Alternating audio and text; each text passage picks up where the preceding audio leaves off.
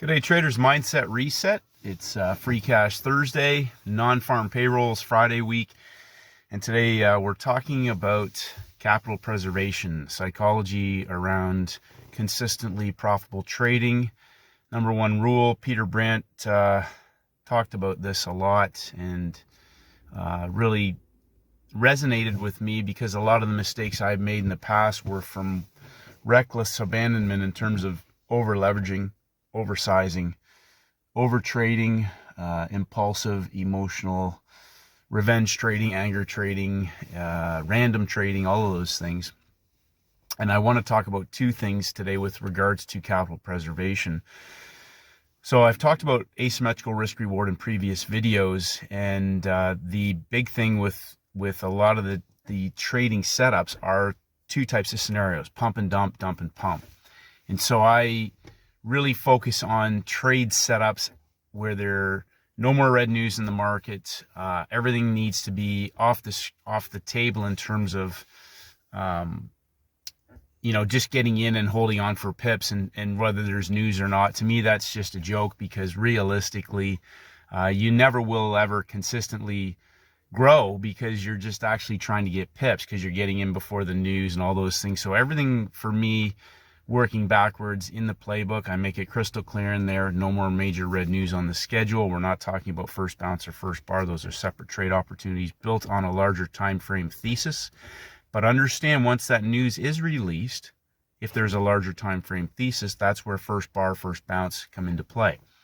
So capital preservation is the one thing that keeps you in the game. If you're not in it, you can't win it. And so chasing the money, greed, hope, fear, getting out of winning trades too early, holding on to losers too long, not being large enough on 5-star opportunities, but being over leveraged on a 1-star opportunity that's 50-50. Those are all the things that I had to work on slowly. And traders ask me a lot, how did you overcome that? And the number one thing that I needed to do, as I talk about over and over again, is focus on the trade setups and the days where it's easy to make money.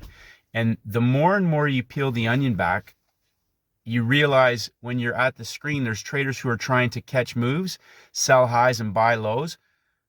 And then there's traders who are executing playbook setups, which are pump and dump, dump and pump templates, which repeat over and over again. So one of the questions that traders keep asking me is, what do I think about trades that happen in the gap time? Well, I want you to think about something. I don't trade in the gap time. There are moves in the gap time. You can take those in the gap time. You can take trades in Asia. You can take trades in the Asian gap time. You can take trades in London. You can take trades in the London gap time. You can take trades in New York, and you can trade all afternoon in the New York session. My question for you is, what are you looking for? I'm looking for a window that is my work time, that is rinse and repeat, like my trading setups for that New York Open, that middle hour. It could be the third hour. It could be the pump in the New York session for the dump in that third hour. But I'm looking for specific setups that build over the template, day 1, day 2, day 3. And so if I'm in a day 2, I'm going to look for a day 2 opportunity. Maybe that's a trend trade, or maybe it's a 3-day setup, which brings me to the next point. People say, well, it's so confusing. It's so confusing. I have to suggest that it's not that confusing, really. It's a Monday, Wednesday, Friday template. And within that, you can get 3-day setups, and you can get 3 days of breakout traders in the market. It's very simple. So you have to think and actually understand that I'm looking for pump and dumps or dump and pumps. So there's going to be markets that set up perfectly. There's going to be instruments that traders are trying to trade that aren't set up as well as another instrument, which comes back to just filtering through and studying the templates. Preservation of capital comes from taking trade setups that offer you a 90-10 opportunity. And there's going to be some, like yesterday, I got into gold.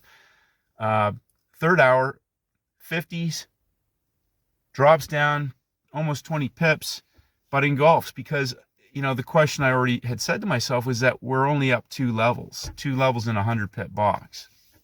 Another question I received is, what do I think is better, a 25 pip box, a 50 pip box, or a 100 pip box? I think you misunderstand. The price, the 100 pip box is the price, double zeros and 50s. So I'm looking in the timing window to be working from the high or low of the day once the market moves there in that New York equity market open. So we could be 25 pips above the high of the day. It could be, as in yesterday, it dropped down, but it didn't collapse through the higher lows, which it should have in the New York Open if it was going to go back. And somebody said, well, it's awful risky after news. It's just a trade setup. That's all that it is. So you have to release yourself from this idea that risk is when you don't know what you're doing. And if you're in control and you're managing your risk, then no trade setup is any more riskier than any other if you have narrowed those down to candidates that offer you that asymmetrical risk reward. So when it popped up, I went to break even. It took me out of the next candle. No worries. There was a better setup on DJ30 because it had pumped up 3 levels on a breakout of the high of the day, the high of the week. Preservation of capital is this. It's knowing when and what type of setups so I've talked about 25 to 30% max size. So some people misunderstood that and interpreted it as me putting 25 to 30% of full size on a trade, meaning my account size. And what I need to repeat is that it's 25 to 30% of my max size. So max size is a 5-star setup. Now I'm prepared to put in a fairly large portion of that account. I'll risk more on a 90-10 5-star opportunity because they're the ones that typically will go for the entire session and day. But on every other trade opportunity, I'm going to risk 25 to 30% max size. And that's the day. If I take a loss on that day, if I lose a day's income, that means I can make it back the next day. And that's why my max daily loss will never exceed a day's income. And so that took a long time to, work on and maintaining your mindset. So we get into a non-farm payrolls week. I talked about a 4-day template. I repeat this again. Don't be surprised if markets move, and then sort of hold and going into a holding pattern on the 4th day. We're heading into a non-farm payrolls Friday.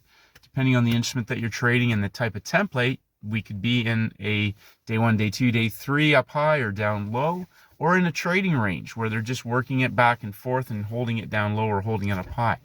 No idea what they'll do on payrolls, and I'm not interested in gambling on payrolls. The good thing about payrolls is that if there is an opportunity on the longer time frame, which means it's driven by OTFs after a news release for a first bounce or a first bar, there may be an opportunity for a news momentum catalyst trade entry opportunity.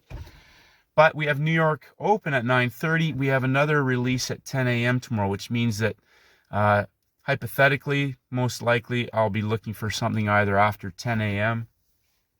or maybe right on the open itself and just call it a week, because we've had some great moves this week on other markets. And, you take what the market gives you. You don't get elated or depressed. You maintain an even keel composure. And that's where your psychology has to be in order to not only protect and preserve your financial capital, but to protect and preserve your psychological capital. People who are going to trade before the news and jump in on payrolls and catch a move and all those other things, it's only a matter of time before that whacks you in the behind, and you can get rewarded for bad behavior. But I'm running a trading business, and that's not part of my business model. That is not, trying to catch a move or get pips and get lucky is ultimately going to become a recipe for a blown trading account. And I can tell you that with a lot of experience, and I can tell you that with absolute certainty. So if you're serious about growing your trading business, scaling it to 6 and 7 figures, start treating it as a business and focus on capital preservation. Understand the types of trade template setups where you're going to be able to scale in with larger amounts and still maintain protecting your risk on that trade, but also understanding how price should behave once you're in that 5-star opportunity. And then understanding when you're in a weekly template, what type of risk management you're going to apply in order to preserve the larger portion of your account, protect you from getting into choppy markets or days where it's just going to be a session trade. It could still be a 150 pip session trade whether it's an index, oil, gold, whatever that may be, 75, 50. And even if it's just free cash on a currency pair, New Zealand dollar, Euro Oz, whatever those are, they might offer you 30, 40 pips of a clean, just a clean, free cash session trade, a parabolic move that goes from A to B from the low of the day to the high of the session to low of the day, whatever that may be, low-hanging fruit. But it's so important. That is the one thing. Capital preservation is the one thing that enables you to keep getting 1% better every single day without damaging yourself, and growing that slowly and scaling that up in size to where that small size starts to become a significant size. And then whether or not, it's 6 figures or 7 figures, it's just another trading day. It's just another trading day. Whether you get 20 pips, 40 pips, or 150 pips, knowing when to scale in on a 5-star opportunity and locking in the cash on those days and walking away. It's just another day at the office. If you have a 6-figure trading day, it's just another day at the office. Maintain an even keel. Elation and depression are what force or trick traders into gambling, taking extra risk, over trading, chasing pips, all of those things. So number one golden rule, Peter Brandt talks about this relentlessly, is protecting your financial capital, which is why he says charts inherently do not give you any real indication of where a market is going. It's probability / possibilities, but what it does do is it gives you points of reference to be able to manage your risk. So capital preservation is the key. Tomorrow's non-farm payrolls. Focus on your trading business. Grow your trading business. Don't worry about speculating and gambling on catching a move on a potential explosive non-farm payrolls release. Knuckle down, mark up your charts, know which pairs are potentially going to offer you an easy free cash parabolic reversal or trend trade, whether that's a session trade, a high session, low a day, low session, high a day, whatever that may be. We may get a 5-star all-in move that goes from high of week to low of week, or low of week to high of week, depending on how those markets set up heading into non-farm payrolls on Free Cash Friday. Have a great day, traders. Preserve your financial capital, protect and preserve your psychological capital, 1% better every single day. Have a great day, and may the markets go with you.